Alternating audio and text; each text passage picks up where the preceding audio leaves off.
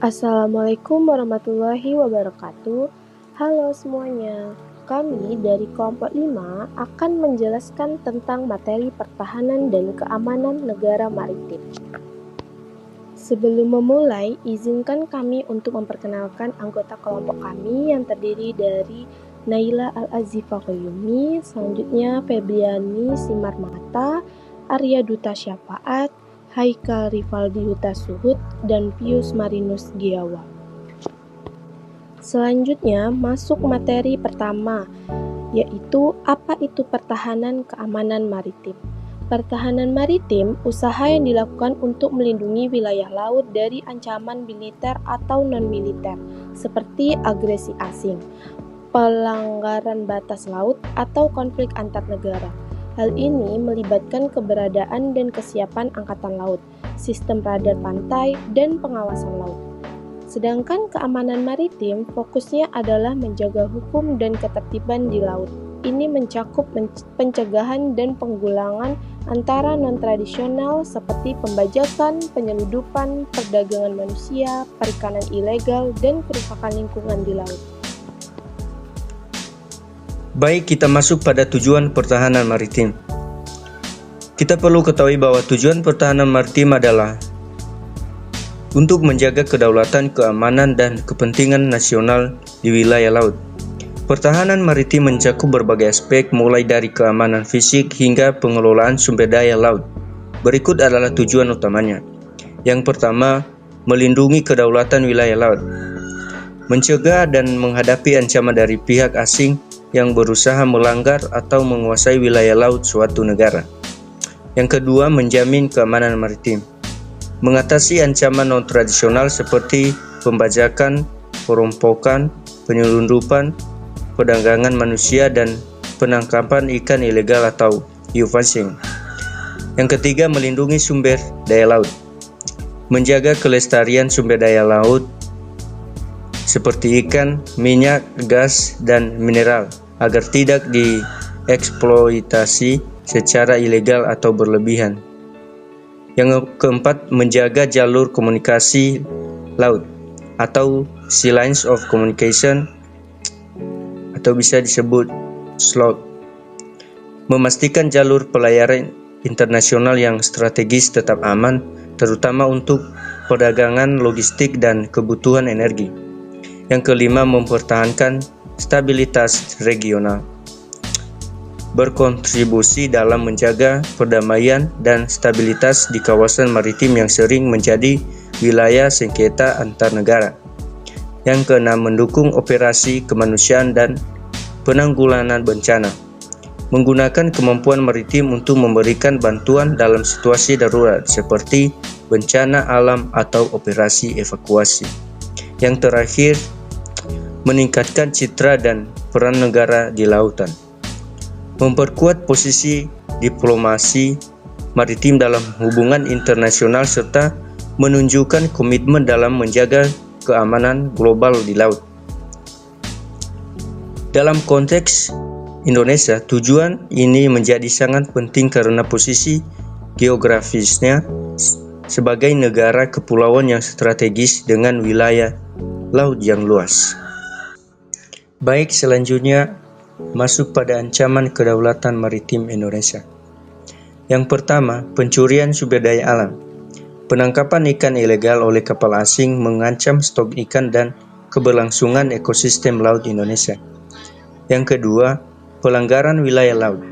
Kapal asing sering melanggar batas wilayah perairan Indonesia yang dapat menimbulkan konflik dan merugikan ekonomi negara. Yang ketiga, perusakan lingkungan. Aktivitas penambangan dan eksploitasi sumber daya yang tidak bertanggung jawab menyebabkan kerusakan lingkungan, termasuk terumbu karang dan habitat laut lainnya. Yang keempat, perdagangan manusia dan narkoba. Laut Indonesia menjadi jalur perdagangan manusia dan narkoba yang mengancam keamanan nasional. Dan yang terakhir, perubahan iklim.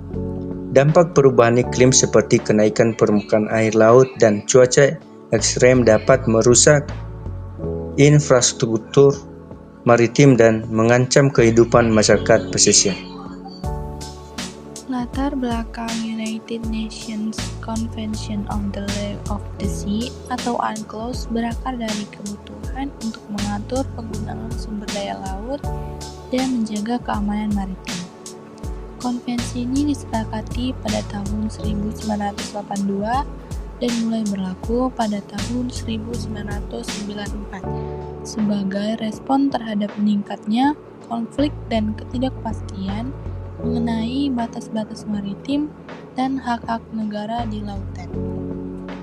Tujuan utama United Nations Convention on the Law of the Sea atau UNCLOS adalah untuk mengatur penggunaan dan perlindungan sumber daya laut serta menjaga keamanan maritim di seluruh dunia.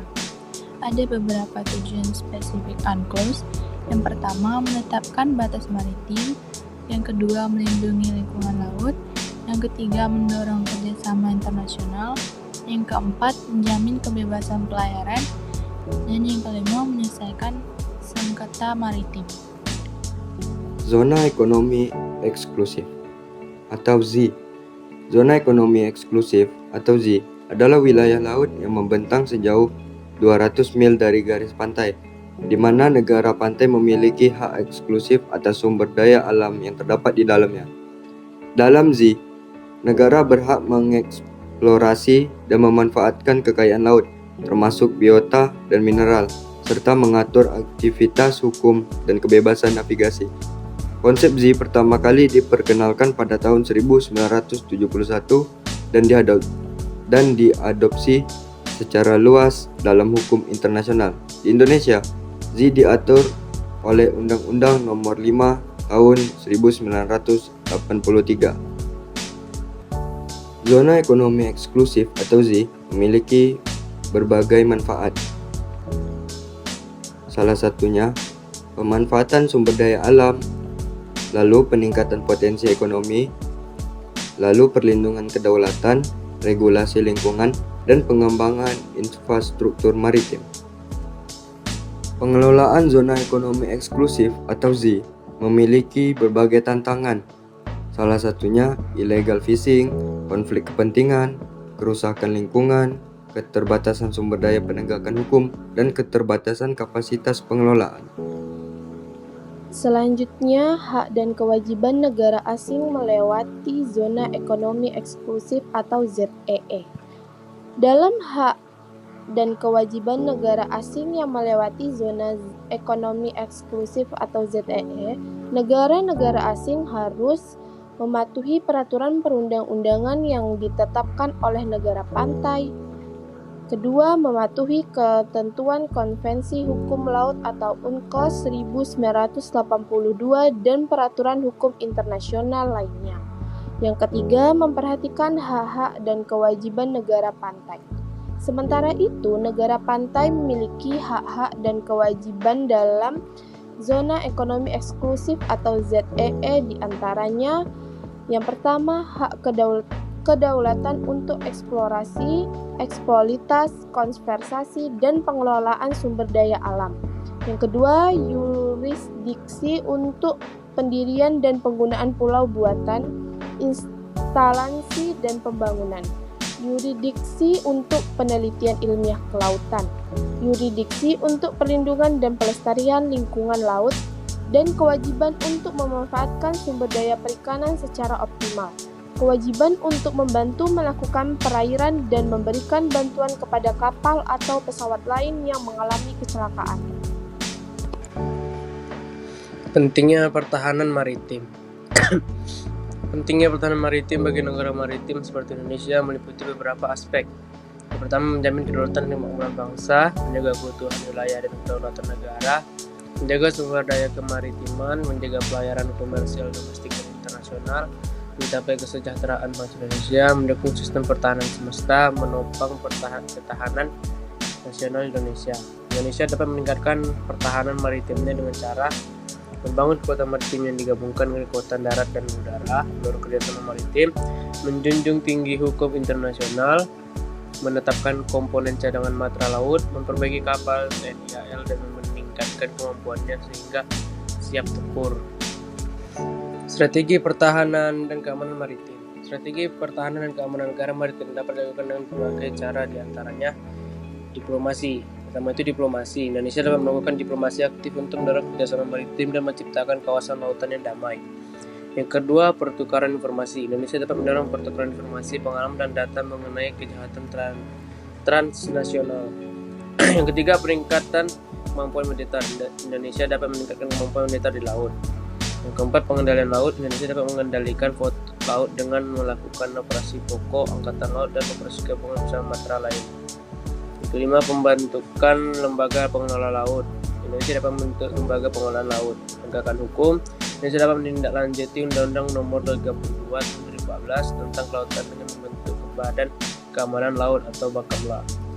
Pemantauan maritim. Indonesia dapat meningkatkan pemantauan maritim. Yang terakhir, pengamanan wilayah perbatasan laut. Indonesia dapat mengamankan wilayah perbatasan laut. Keamanan maritim adalah perlindungan kapal secara internal dan eksternal dari berbagai ancaman seperti terorisme, pembajakan, perampokan, perdagangan gelap, penangkapan ikan ilegal, dan polusi.